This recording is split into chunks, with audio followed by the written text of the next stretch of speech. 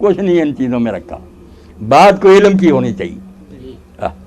अच्छा। बहुत सी बातें आप लोगों ने भी गढ़ी हुई हैं, साफ बात है। करना दोनों फरीकों को ये चाहिए।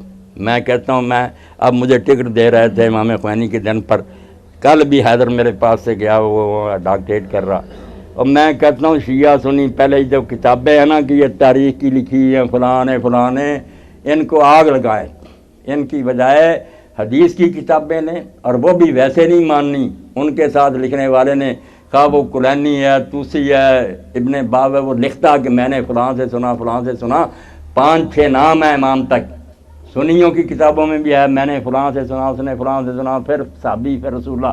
वो जो चेन है ना रावियों की, उस पर किताबें हैं, दफ्तर, कि ये सच्चे हैं या झूठे हैं, एक दूसरे से मिले हैं, यानी इनका हाफजा कैसा था, ईमानदार थे या बेईमान। जब तक वो दफ्तर ना खंगाले, किसी आलम को मिंबर पर बैठ कर ये कहने का हक नहीं कि हदीस में आया। अगर ये छांटी हो जाए ना, आप देखेंगे, आप जो मताएँ लिए फिरते, ही आखिरी बात है मेरी, आपके मताएँ उड़ जाएंगे। उन सहाबा ने ये जुल्म कोई नहीं किए जो आप तीनों के बारे में कहते हैं। मेरा ये भी फ़र्ज़ है कि मैं आपके सामने कहूँ, मेरे सामने लाएं, मैं आपकी किताबों से निकाल दूँगा ये इन मरदूद रावियों ने लिखे कि ताकि उम्मत में फसाद रहे।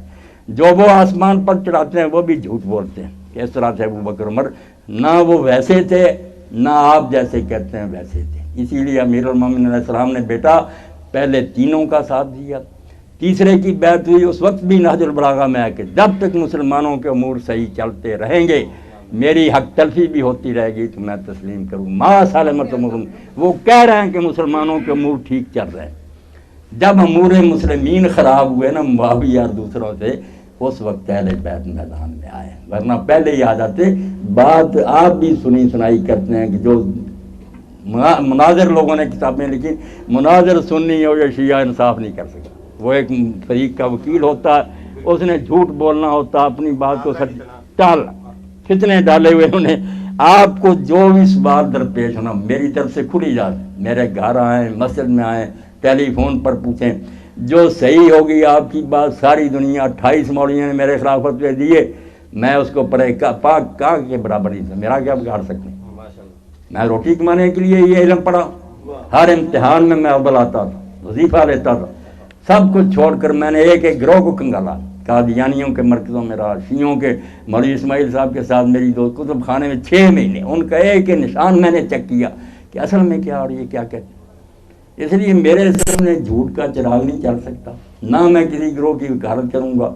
मैं उम्मत के इत्तेहाद के लिए कहूँगा कि सच एक हों, आप सच्ची बातें तलाश करें ना। जो हवाला दे उसका यार पहले जाकिर साहब ये किताब बताएं ना, और वहाँ से निकाल कर दिखाएं कि इसको सही भी किसी ने कहा। अब सबसे बड़ी किताब आपकी जैसे उनकी बुखारी काफ़ी है, 26 जिल्दों में इसकी शरह जब जो अब बैरूत से छपी है, अल्लामा मजलसी ने लिखी। हर हदीस के साथ बेटा वो लिखते गए कि ये ज़ईफ़ है, ये हसन है, ये मुअस्सक है। वो ही आप देख लेंगे ना 200 300 ज़ईफ़ ही चलती जाएंगे, 16,000 में से 1000 के करीब सही निकलेंगे। अब इस किताब की बिना पर झगड़े करते, उधर उठा लेता कोई तारीख़ुल खुलफा स्यूती ने लिखी। बे स्यूती कौन है? हातिबुल लहर है, जिसे पता ही नहीं कि ये सांप है या रस्सा, रात को जो आगे आ गया उसको इकट्ठा कर रहा है। ऐसे लोगों की किताबें पढ़ के लड़ाइयाँ ना करें, खुदा के लिए एक हो जाओ। हाँ, ना ईरान रहेगा ना पाकिस्तान, सब बर्बाद हो जाओगे। ना समझोगे तो मिट जाओगे हिंदुस्तान वालों। इकबाल ने उस वक्त कहा था तुम्हारी दास्तां तक भी ना होगी दास्तान। खुदा के लिए ये वक्त ना ढूंढो, एक हो। मदद के बारे में ये बेटा आप ना बजाय मुझसे पूछने के ना अली अलैहिस्सलाम से उनकी औलाद से पूछें। उनकी जो किताबें दुआएं ना वो पढ़ना शुरू करें, डायरेक्ट उन तक पहुँचे। नहीं अहले सुन्नत को छोड़ें, आप अपनी पढ़ें ना। वहाँ अगर आपको ये नज़र आएगा कि उन्होंने कोई सिखाया है तो आप करें, अगर उन्होंने नहीं सिखाया तो आप ना करें। सुन्नी कोई कहेगा तो आप नाराज़ होंगे कि ये क्या कहता। ये क्वेश्चन ये है कि दीन जो है हमें रसूलुल्लाह सल्लल्लाहु अलैहि वसल्लम से मिला है।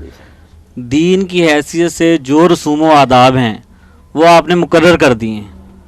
उसके बाद मुख्तलिफ़ ग्रोहों ने मुख्तलिफ़ हवालों से मखसूस रसूम व आदाब जो हैं उसको वो बजा लाते हैं। मतलब जैसे अहले तशय्यो के यहाँ आपने मुर्तज़ा मुतहर्री की बात की है, अहले तशय्यो के यहाँ ये जंजीर ज़नी है, मातम है, یا اس سے متعلقہ اور بہت ساری چیزیں، اسی طرح سنیوں کے اندر بھی بہت ساری چیزیں ہیں. یہ جو چیزیں ہیں ان کی کیا حیثیت ہے؟ میرے بھائی بہت اچھا سوال آپ نے کیا. یہ سوال ہے ایسے برننگ قسم کے کہ عام لوگ پھر ان کو برداشت. سیدھی سی بات ہے، ٹھیک کہا آپ نے کہ جو کچھ دین تھا وہ اللہ کے رسول دے گئے، وہ کتابوں میں مدون ہے، شیعوں کے پاس بھی ہیں، کھرا کھوٹا سب راوی پرکھے گئے. بات اس معاملے میں یہ کہ جیسے سنیوں کا حال یہ ہے نا کہ پنڈت جواہر لال نہرو کے والد جو تھے نا موتی لال نہرو، وہ اجمیر گئے. اس نے آ کر کہا کہ یار میں سمجھتا ہوں محمد علی جناح سچ بولتا ہے کہ ہم دو قومیں ہیں، ہمارے عقائد جدے ہیں، ہماری باتیں جدی ہیں، مگر اجمیر دیکھنے کے بعد تو مجھے پتہ چلا کہ یہ بالکل جھوٹا. جو کچھ ہم اپنے مندروں میں بتوں کے ساتھ کرتے ہیں وہی خواجہ صاحب کی قبر پر ہو رہا تھا. بات ٹھیک تھی، کرتے تو جاہل ایسے ہی، کریں کیا بھائی. اس لیے شیعہ جاہلوں کو نہ دیکھیں، سنی جاہلوں کو نہ دیکھیں، مذہب دیکھیں جو کتابوں میں ہے، جو عالموں نے لکھا ہے نا، پھر آپ کو اتحاد ہو جائے گا، کلمۃ ثواب مل جائے گا. ورنہ اگر آپ دیکھتے رہے شیعہ کیا کر رہا بیچارہ، وہ سارے کوئی عالم ہے، سنی کیا کر رہا وہ بھی سارے جاہل پھر رہے ہیں. عید میلاد النبی پر کیا کرتے ہیں، وہ کوئی حدیث میں آیا، کوئی اماموں نے بتایا تھا؟ اب وہ ایسا بن چکا، چھوڑ نہیں سکتے. شیعہ مذہب کی بات آپ سنتے ہیں نا، میں کہہ دوں ان بھائیوں کے ساتھ کہ مفتی جعفر حسین مجتبی اللہ مقام بڑے عالم، صحیفہ کاملہ امام زین العابدین علیہ السلام کی دعائیں، سب کو میں مشورہ دوں گا کہ مفتی صاحب کی شرح والا پڑھے. موتی پرودی جیسے وہ عربی میں تھا، انہوں نے شرح کرتے ہوئے دین کی روح اس میں سمو دی. وہ دعاؤں کے رنگ میں نا سارا دین ہے کہ والدین کے حقوق کا دعا میں بیان ہو رہا ہے کہ مجھے یہ کرنے کی تو، اولاد کے بارے میں انسان کی کیا ذمہ داریاں، پڑوسیوں کے، اسلامی لشکروں. اتنی بہترین کتاب ہے. اور شرح بھی مفتی صاحب کو اللہ تعالیٰ نے ایسی اردو دی تھی کہ بس پڑھتے ہوئے آدمی نہ قربان ہوتا جاتا. تو میں نے خود ان سے پوچھا تھا کہ یہ جو کچھ ہے، انہوں نے کہا اللہ گواہ ایک تو تنا کے پر اور سے ڈار بنے، ایسا بھی ہمارے مذہب میں کوئی ذکر نہیں ہے. مگر میں نے کہا پھر روکتے، انہوں نے کہا توبہ توبہ، کون روک سکتا؟ اب قوم میں یہ رواج ہو گیا، روکنے کی ضرورت کوئی نہیں کرتا. تو یہ رسوم ہر ایک گروہ میں ہے، وہ ان کے ذاتی معاملے ہیں، دین نہیں ہے. باقی جو ہے نا کہ امام علیہ السلام کی مصیبت پر غمناک ہونا، یہ تو مولانا اشرف علی تھانوی اتنے بڑے حکیم الامت تھے، دیوبندیوں کے امام ہیں. وہ امداد الفتاویٰ میں لکھتے ہیں کہ امام علیہ السلام کا سانحہ تو ایسا ہے کہ زمین و آسمان قیامت تک اس پر روتے رہیں تو حق ادا نہیں ہو. اور جب بھی آدمی اس کو پڑھے گا اور سنے گا، اس کے اندر رائی برابر بھی ایمان ہوگا، رسمیں نہ کرے، مگر وہ آنسو بہائے بغیر نہیں رہ سکتا. کہ یار ظلم کی بھی کوئی حد ہوتی ہے کہ فرزند رسول پر گھوڑے دوڑ رہے ہیں، اس کے سر پر چھڑیاں ماری جا رہی ہیں. یہی جواب کوئی نہیں دے سکتا. غامدی صاحب بھی دے کہ چلو جو ظلم ہو گیا تھا، بچیوں کو مدینہ شریف بھیجے تھے، ان کو گورنر نے دمشق کیوں بھیجا تھا؟ دمشق ان کا کام کیا تھا اس قافلے؟ یہی ظلم ہے جن کے اللہ کے رسول کی بچیاں شہر بشہر دارالحکومت میں بھیجی جا رہی.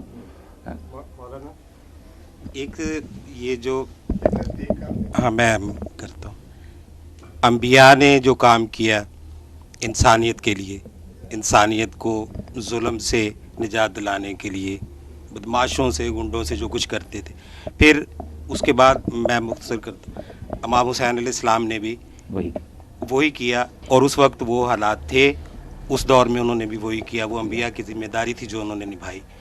تو آج اس دور کے اندر کیا انسانی امور صحیح طریقے پر چل رہے ہیں، یا آج ہماری کیا ذمہ داری ہے؟ آپ ذرا نا توجہ سے میری بات سنیں، شبلی صاحب بھی اس کو نوٹ کریں. اصل میں اسلام مذہب بن گیا. معاویہ کے زمانے سے اب مذہب چل رہا. مذہب کیا؟ کچھ رسمیں ادا کرو، نماز روزہ، کچھ اچھے اخلاق. حکومت کے معاملات اور جو نا اجتماعی زندگی، اس سے دین کو بے دخل کر دیا گیا کہ جو جس طرح چاہے گا حکومت کرے گا، جو چاہے گا مشیر رکھے گا، کوئی بول نہیں سکتا. یہ جبر و استبداد. دین کیا تھا جو انبیاء لے کر آئے؟ اس میں دین اور دنیا دو شعبے نہیں تھے کہ یہ دین ہے مسجدوں میں، یہ باہر دنیا. وہ ایک ایسا سسٹم تھا جس میں بچوں میں بیٹھا ہوا آدمی بھی اسی طرح احکام شرعیہ کا پابند ہے جیسے وہ مسجد میں. پوری زندگی ایک رنگ میں رنگی جاتی. انہوں نے یہی کیا جو اقبال کہتے ہیں، چوں خلافت رشتہ قرآن سے. معاویہ نے جو کیا نا وہ چھوٹی بات نہیں کہ قرآن سے حکومت کا رشتہ توڑ دیا. جو مرضی ہوگی ہم حکم مانیں گے، ہماری پسند کا. اب قرآن سپریم لا نہیں ہے، پر جہاں جی چاہ توڑا، جس کا چال مال چاہ لوٹا، جس کو چاہ قتل کیا. اس وقت سے یہ دین نہیں رہا، مذہب بن گیا. اور اس فتنے کا مقابلہ امام حسین علیہ السلام نے کیا. اس کو کوئی شخص کہتا رہا سیاسی، تو احمق آدمی ہے. وہ دین جس میں سیاست کیا، نظم مملکت اور امت کی بہتری کے لیے حکومت کرنا. اگر یہ نہیں نبی اور امام نے کرنا، لوگ ظلم سہتے رہے اور وہ اللہ اللہ سکھاتا رہے، کوئی امام اور نبی نہیں ہے. اس کا مشن ہے.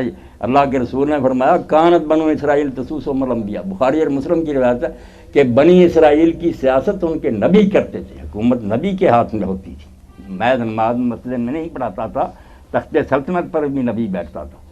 ایک فوت ہوتا تھا، دوسرا اس کی جگہ بیٹھ جاتا تھا. اب ظلم یہی ہوا نا کہ حکومت جو ہے اس کو آزاد کر دیا گیا، قرآن و سنت کو مسجدوں میں بند کر دیا گیا.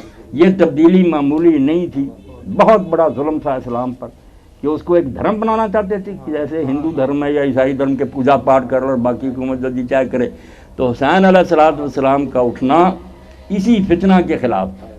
باقی جو ہے نا خروج کہتے ہیں، غامدی صاحب خروج ہوتا کوئی تیاری کرتے، کوئی تقریر سیاسی کی ہے مدینہ میں، مکہ میں 4 مار رہا ہے، کوئی ایک تقریر دکھایا کہ لوگوں اٹھو میرا ساتھ دو. کوئی خط لکھے ہوں، جو ساتھ ملے ان کو بھی کہا ساتھ چھوڑ دو، کیوں میرے ساتھ جا رہا ہے، میں موت کی طرف جا رہا ہوں. آپ پڑھ لیں، ورنہ لیڈر جو ہوتے ہیں وہ چاہتے ہیں کہ جھوٹ بول کر لوگوں کو نہیں، خود ہر چشمے پر کہتے رہے کہ میرا ساتھ کیا لوگے تم، میں موت کی طرف سفر کرتے، ان کو الگ کرتے رہے. اور جو 72 نہیں ہٹے وہ بھی بوڑھے، اور مسجدوں میں لوگوں کو قرآن پڑھاتے تھے. اس لیے جب میدان میں آئے کوئی یزیدی لشکر کی آدمی پوچھی یار برہر آئی، جب بات وہ کہتے ہیں ہم تو اس سے قرآن سیکھتے رہے. امام نے گلدستہ ہی ایسا بنایا کمزوروں کا، بوڑھوں کا، کہ دنیا یہ دیکھے کہ بھائی جنگ کرنی ہوتی تو کوئی تیاری نہ ہوتی. تیاری کی بجائے جو ساتھ صرف ظلم سہنے کے لیے کہ اس ظلم کو ننگا کیا جائے اور ثابت کیا جائے کہ جو کچھ ہو رہا ہے یہ غیر شرعی ہے. اس کے مقابلے کے لیے اگر فرزند رسول جان نہ دے اور لوگوں کو نام بتایا کہ جو دیکھیں نا ہمارے سامنے یہ جسٹس افتخار مثال امام کے ساتھ کیا، مگر صرف ایک شخص نے کہ کام غلط ہو رہا خلاف آئی بس کہہ دیا، کچھ بنا یا نہیں بنا، مگر دنیا میں بھی لوگوں نے اس کو عزت دی. ہر ایک کے دل میں احترام ہے کہ بھائی نہ کرنا اتنا جرنیلوں کے سامنے کوئی معمولی بات. امام نے نہ کیا، اختلافی نوٹ لکھا، ورنہ وہ جانتے تھے کہ میرے باپ کو بے بس کر دیا انہوں نے چالاکیوں سے، حسن چھوڑ گیا، میرے پاس اب کون سی حکومت 20 سالہ دور کے بعد. صرف انہوں نے تنہا میدان میں جانا چاہا کہ لوگ ابھی جانتے ہیں کہ میں رسول اللہ کا کیا ہوں. اور جب محمد بن حنفیہ نے کہا کہ آپ جانا چاہتے ہیں جائیں، یہ بہنوں کو کیوں لے جا رہے ہیں، تو امام علیہ السلام کا جواب پڑھ کر دل کانپتا تھا. فرمایا شاء اللہ یرانی کٹیل و یرن نساء سوایا، اب اللہ کی مرضی یہی ہے کہ وہ مجھے قتل ہوا ہوا دیکھے اور ان کو قیدی ہوئی دیکھے. اس کے بغیر امت میں زلزلہ کیسے آئے گا؟ یہ تو بالکل دبا دیے گئے ہیں، ورنہ لوگ کوئی ان کے حامی نہیں تھے، دب گئے تھے. جبر اتنا تھا، بعد میں بدلہ لینے کے لیے وہی اٹھے، انہوں نے قبریں نہیں کی اکھاڑی، ذرا موقع ملا، مگر جبر نے اتنا کس لیا گیا کہ بولتا نہیں. بالکل صحیح الفاظ ہے ہبت الدین الحسینی کے کہ امت جو تھی نا مکتوفۃ الید مکمومۃ الفم، منہ میں لگام دے دی گئی تھی، ہاتھ باندھ دیے گئے تھے. بڑے بڑے نیک لوگ تھے، سارے بول نہیں سکتے. امام علیہ السلام نے کہا اسی طرح ہی معاملہ رہا تو پھر تو خاموشی تاری رہے گی. اس لیے کوئی طاقت نہیں اکٹھی کی. طاقت اکٹھی کر کے جنگ لڑتے، اگر جیت بھی جاتے کیا ہوتا؟ لوگ کہتے ہیں جنگوں میں ایسا ہی ہوتا، ایک پھڑی ایک جیت. نہیں، انہوں نے بالکل ظلم سہنے کے لیے نا بچیاں اور بچوں کو ساتھ لیا، میدان میں جا کر کھڑے ہوئے، کوئی سیاسی تقریر نہیں کی، کوئی کسی کو خط نہیں لکھا کہ میری مدد کرو. بس یہی کہ یہ ظلم کرے اور دنیا جو ہے نا وہاں سوچنے پر مجبور ہو جائیں کہ یار رسول